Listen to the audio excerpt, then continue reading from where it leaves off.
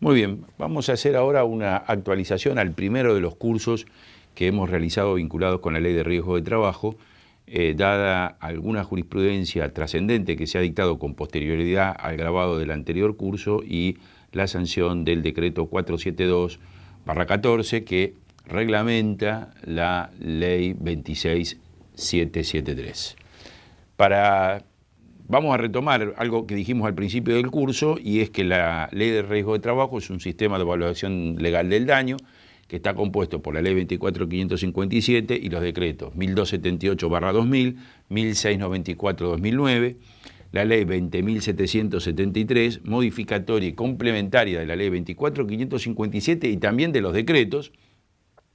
y del decreto 1720/12, dictado en virtud de la actual normativa. Dicho esto, para recomenzar, nosotros en el curso habíamos planteado, y ustedes tienen grabado, alguna jurisprudencia vinculada con la vigencia temporal de la ley de riesgo. Se han dictado dos fallos muy importantes, en mi opinión, que merecen que se haga un comentario en este curso y que con él complementemos lo ya dicho. Uno es el precedente Calderón, que ha dictado la Corte Suprema de Justicia de la Nación el 29 de abril del 2014, donde modifica una sentencia del Tribunal Superior de Justicia de Mendoza que no abrió el recurso de casación previsto en la ley provincial. Y este precedente se hace en función, o toma como fuente, los precedentes Aguilar y Aveiro, que están dictados en los años 2009 y 2008 respectivamente. En realidad el fallo de la Corte se limita a ratificar el dictamen de la Procuración de la Corte, de manera tal que para comprender el fallo no hay que leer el fallo de Corte, sino que hay que leer el dictamen de la Procuración, porque el fallo de Corte son 10 renglones donde dice que por los fundamentos de la Procuración se hace lugar al recurso. ¿Cuáles son los dos aspectos que plantea el fallo de Corte que me parece que merecen ser considerados y que ustedes tienen que comprender para que no los lleve a una conclusión equivocada? El primer tema es que la Corte ratifica el precedente Escudero, de su propio precedente Escudero, y también hace un conjunto de citas que ustedes tienen en el PowerPoint que están viendo, donde la Corte ratifica que la ley vigente, o sea, la ley aplicable a un evento, es aquella que existe al momento en que ese derecho se concreta, lo que ocurre en el momento que se integra el presupuesto fáctico previsto en la norma para obtener el resarcimiento, con independencia de la efectiva promoción del pleito que percibe el reconocimiento de esa situación y de sus efectos en el ámbito jurídico. Sostener lo contrario, afirma la Corte, y esto es muy importante, conllevaría la aplicación retroactiva de la ley nueva a situaciones jurídicas cuya consecuencia se habían producido con anterioridad a ser sancionadas. Como digo, o como decía, ratifican el precedente Escudero con Orandi Macera, donde se estableció que el principio general es que la compensación económica por un infortunio laboral debe determinarse conforme a la ley vigente cuando se da el presupuesto fáctico previsto en la norma para obtener el resarcimiento con independencia de la efectiva promoción del pleito. Y agrega lo que ustedes tienen en el PowerPoint. Pero ¿qué pasó en el precedente Calderón? Y acá hay que tener mucho cuidado porque si no nos puede llevar a confusión. El precedente Calderón se refiere a la aplicación del decreto 1278/2000, es decir, es un decreto bastante antiguo, pero bueno, producto de los distintos estadios procesales en los cuales estuvo en la causa, suele ocurrir que la Corte se expida sobre situaciones que ya tienen mucho tiempo de estar consolidadas. Acá la situación era distinta, porque aquí era un trabajador que tiene un accidente y donde, si bien el accidente se produce con anterioridad a la sanción del decreto, el carácter definitivo de la incapacidad permanente se consolida con posterioridad a la sanción del decreto. De manera tal que cuando se inicia la demanda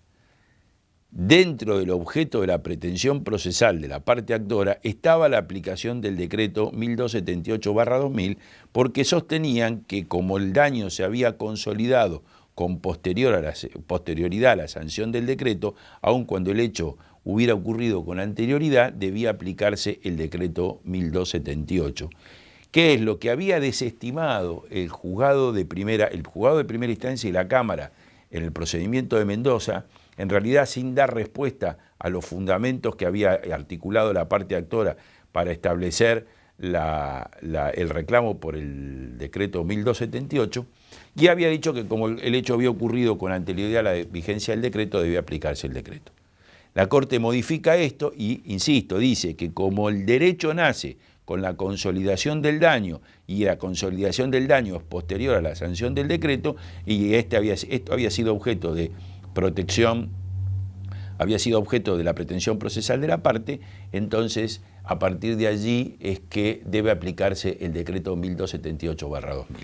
Esta es una situación muy distinta a lo que está ocurriendo en muchos pronunciamientos judiciales, donde acciones iniciadas con anterioridad a la vigencia del decreto 1694/09 o con anterioridad a la sanción de la ley 20.773, los jueces al momento de dictar sentencia aplican dichas resoluciones sin que haya sido objeto de pretensión procesal. Entonces, cuidado, porque en Calderón se vuelve a ratificar el principio histórico de la Corte, y es que la norma vigente es la existente al momento de ocurrencia del hecho, primera manifestación invalidante, y que esta es una situación excepcional que no puede considerarse como una apertura a la posibilidad de que se haga lo que se ha conocido como aplicación inmediata de las soluciones de la ley 20.773 a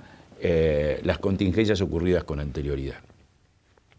El segundo precedente que me parece importante destacarles es el precedente Orellana de la Suprema Corte de Justicia de la provincia de Buenos Aires, que está dictado el 26 de marzo del 2014, y en Orellana la situación es distinta, y allí la solución de Orellana responde al criterio de escudero de la Corte. ¿Por qué? Porque era un caso que había ocurrido con anterioridad a la sanción del decreto 1694/09, y el Tribunal de Grado, al momento de dictar la sentencia, como el decreto ya estaba vigente, aplica el decreto, aun cuando esto no había sido objeto de pretensión procesal de la parte, y además en clara violación a el criterio de que la ley vigente es la existente al momento de ocurrencia del hecho. Insisto, aquí la articulación de la demanda y la consolidación del daño es anterior a la sanción del decreto, y por tanto el decreto resulta para la Corte inaplicable a las consecuencias ocurridas con anterioridad. Nosotros en el curso habíamos visto el precedente Martín con Mafre del Tribunal Superior de Mendoza, con lo cual parecería que los tribunales superiores de cada una de las provincias, o de las provincias, podemos decir, con más peso jurídico en el país, más el precedente de la Corte Federal, apuntan en el sentido de la no aplicación inmediata de las nuevas leyes a las contingencias ocurridas con anterioridad. Para remate de la situación, el decreto 472/14, que reglamenta la ley 20.173 en su artículo 3, dice claramente que la nueva ley se aplica solamente a los hechos ocurridos con posterioridad o cuya primera manifestación invalidante fuera posterior a la sanción de la ley. Hace solamente la excepción de la gran invalidez, donde establece que en este caso sí se van a aplicar las nuevas disposiciones de la ley a las contingencias ocurridas con anterioridad. Muy bien, con esto finalizamos entonces esta pequeña actualización. Ustedes además disponen en la base de datos de Microjuris de un artículo en el cual se explica con profundidad o con mayor